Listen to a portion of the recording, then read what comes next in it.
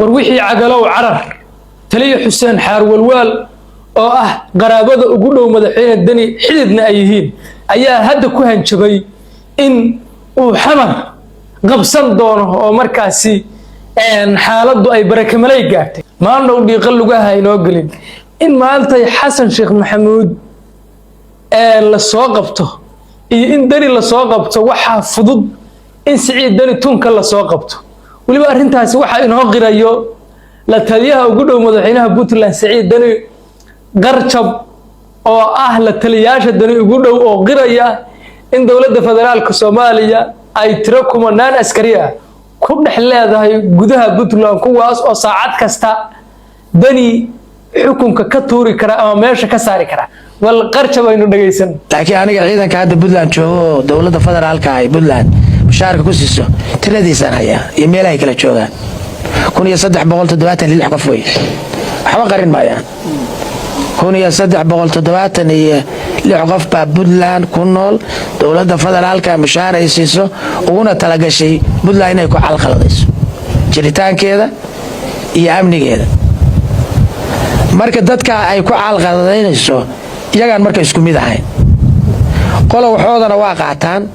meeshay joogaan wax dhibaato ay ka geystaan ma jiro waxaan maqli jiray war aan socon weynay aan oradno taliyo Xuseen Xaar walwal oo ah qaraabada madaxweynaha sidoo kalena dhanka xididna la madaxweynaha waxaan aad ugu la yaabay isagoo taliya qaybeed ah inuu u hanjabayo madaxweynaha Jamhuuriyadda Federaalka ah ee Soomaaliya bal farqiga u dhaxeeyo taliya qayb qardha ah iyo Xasan Sheekh oo madaxweynaha Soomaaliya ah bal qiyaas waxay muujinaysaa fahamka dawladnimo nidaamka Puntland inuu ku shaqeeyay gacmaha kambaniga madaxweynaha Puntland ama qoyska madaxweynaha Puntland sida ay u yahaanaysteen nidaamka Puntland ka jiray oo ahayd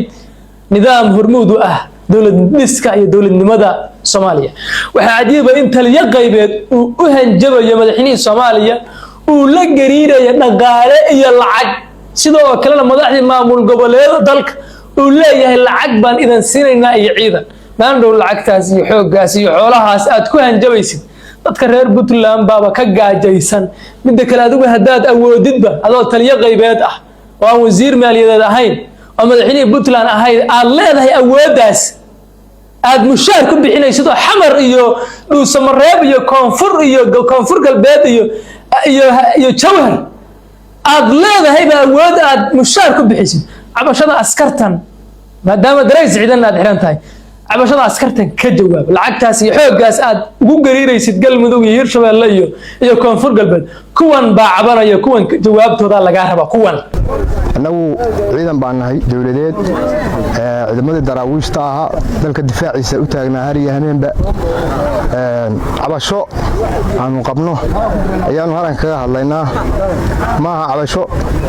cabashadayadu aanu cid gaara dan kaga leenahay maaha inaan mucaarad nahay oo dawladda xukuumadda talada haysa aanu ku nahay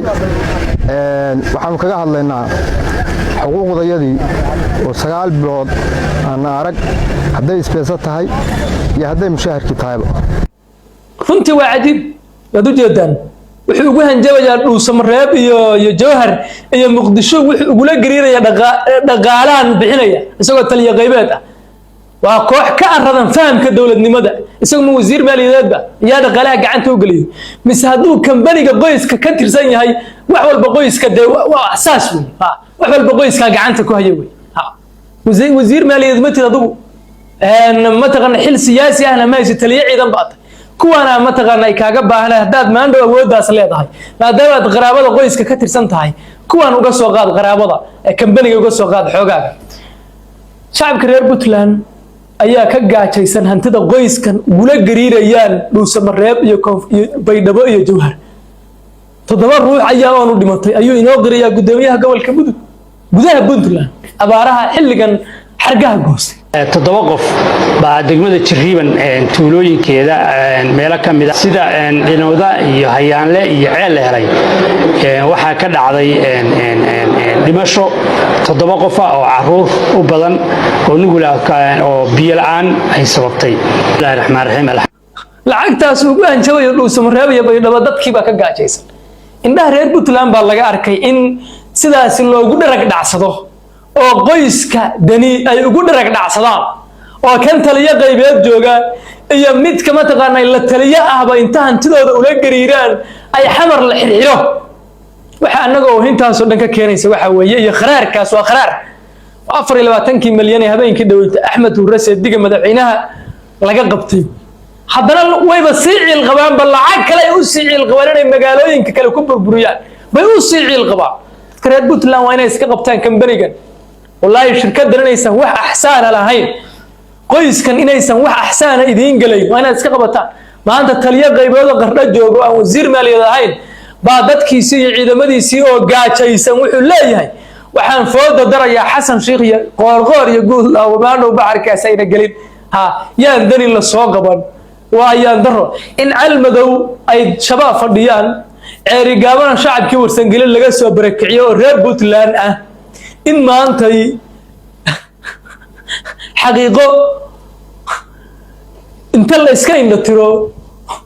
lafaan iyo mataqaanay baroor iyo hin miidiya la soo tago xamar loo hanjabo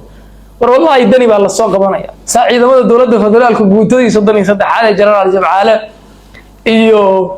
iyo mataqaanay iyo ina diyaaro ciidanka PSF ayaaba gudaha Puntland ka howlgalaya saacad kastana soo qaban kara dani ma joogtaanin war ma joogtaanin ma joogaysiinaan Soomaha waxaad ka heshaan waxba inaga siinina waxaan ku soo gunaanooyaa umada reer Puntland waa la idin bahdilay saaxada waxa idin ku bahdilay qoyskaas idin ku bahdilay maanta ina ceebtaydan dhex istaajiyeen wada jeedaan fashilka reer Puntland ay dhex dhigeen wada jeedaan kooxdan iska qabta kooxdan wax ka weyn bay soo wadaan hadii aan qaban lacagtiina ay ku qamaarayaan waxay ku hanjabayaan waa sharafkiini waa hantidiini waa maalkiini waxa la joogaa xilligiis la xisaabtan iska qabta hadda maanta taliya qaybeed ba hantidii reer Puntland ugu hanjabaya Xasan Sheekh iyo qoorqoor iyo guudlaw isaguna siyaasi ma حتى والله قاتم وزير ماليات وسياسات كجرا كشقي أما مدحنا دولة كلام مدحنا كحجاني مدحنا والله قاتل لكن زي تلي قيبة وسيدا سوها جبل وهنتدي النيو كامل سنة كم بني قام قيس كم باب بطلان يا شيء أين تذكر بطلان فرق كعان اللي قل لا حساب تملها قيس كان أي اللي جاري أما در بطلان لجهر ورجله أدوني الإسلامية